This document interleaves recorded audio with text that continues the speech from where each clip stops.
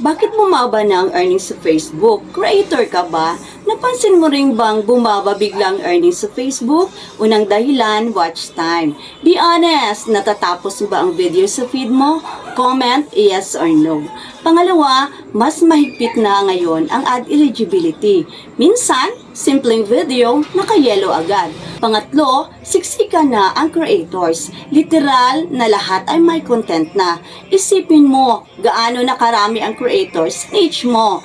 Pang-apat, short videos dominate. Mas maikli, mas kaunting ads, mas maliit ang kita. Short or long form videos ba ang content mo? Panglima, location ng viewers mo. Mas mababa ang CPM or cost per mile sa Southeast Asia.